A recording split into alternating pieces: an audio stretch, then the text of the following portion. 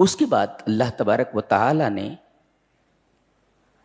ایک عجیب و غریب آیت نازل فرمائی ہے. آپ دیکھیں اور کتنی عجیب ہے. دیکھیں یا ایھا الذین آمنوا انما الخمر والمیسر والانصاب والازلام رجس من عمل الشیطان فاجتنبوه لعلکم تفلحون. انما یرید الشیطان ان یوقع بینکم العداوۃ والبغضاء فی الخمر والمیسر ویصدکم عن ذکر اللہ وعن الصلاۃ فہل انتم منتہون. اللہ نے شراب کے حرام کرنے کی 7 وجہیں بیان کی ہیں. شراب کیوں حرام کی گئی؟ اس کی 7 وجہیں ہیں. جی بتایا گیا. پہلی وجہ تو یہ ہے کہ یہ انصاب اور ازلام کے ساتھ ذکر کیا گیا ہے. اس کو وہ جہاں تھان ہوتا ہے، جہاں غیر اللہ کے نام کوئی چیز ذبح کی جاتی ہے، اس کو انصاب بولتے ہیں. اور ازلام پانسے جن کے ذریعے آدمی فال نکالتا تھا، اس پر لکھا رہتا افعال لا تفعل اور ایک خالی رہتا تھا نکالنا، اس کو کہتے تھے ازلام. تو اللہ تعالی نے شراب کو بتوں کے ساتھ ذکر فرمایا. اس کا مطلب ہے شراب سے دین کے اوپر بھی اثر پڑتا ہے. اور اس سورہ کریمہ میں حفظ الدین کے بارے میں کافی زور دیا گیا ہے، آدمی دین کی حفاظت کرے. دوسرے رجس ہے. یہ کیا؟ شراب. رجس کی تعریف کیا ہے؟ کل عمل لا خیر فیہ، وہ عمل جس کے اندر کوئی بھلائی نہ ہو، دیٹ از کالڈ رجس. تو اس کے اندر کوئی بھلائی نہیں ہے شراب میں. 2. تیسرے من عمل الشیطان، یہ شیطان کا عمل ہے، یہ شیطانی عمل ہے.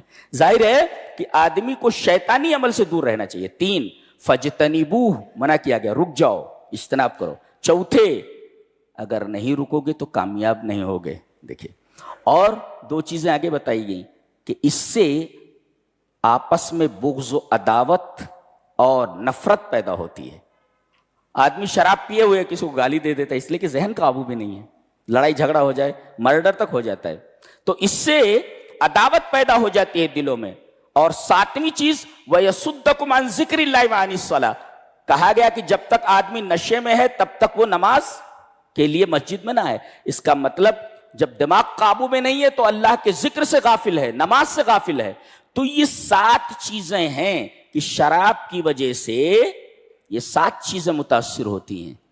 لہذا شراب کی تحریم کے اوپر، حرمت کے اوپر اللہ تبارک و تعالی نے یہ 7 اسباب بیان فرمائے.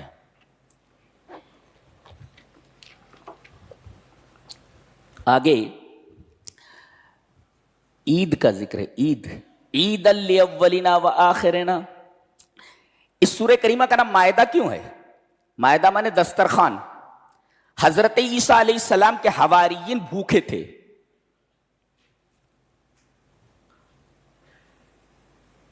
انہوں نے حضرت عیسیٰ علیہ السلام سے آ کر کے کہا کہ آپ ہمارے لیے دعا کریں کہ اللہ آسمان سے ہمارے لیے دسترخوان نازل فرمائے، جی، تاکہ ہم اپنے پہلے والے لوگوں کے لیے اور بعد کے لوگوں کے لیے عید بنا لیں. اب حضرت عیسیٰ علیہ السلام نے دعا کی تھی، مائدہ اترا کہ نہیں اترا، اس سلسلے میں اختلاف ہے. بحث اس پر کرنی ہے کہ ہم عید کا دن بنا لیتے جس دن یہ مائدہ اترتا، یہ دسترخوان اترتا. اسلام میں صرف 2 ہی عیدیں ہیں، عید الفطر اور عید الاضحیٰ. تیسری کسی عید کا تصور نہیں ہے جسے ہم عید میلاد النبی اور پتہ نہیں کون کون سی عیدیں کہتے ہیں. ان تمام عیدوں کا کوئی تصور نہیں ہے. اسلام میں صرف 2 ہی عیدیں ہیں، ایک عید الفطر اور ایک عید الاضحیٰ. جی یہاں ایک مسئلہ یہ بھی بتا دیں کہ عیدین کا وقت کب سے شروع ہوتا ہے؟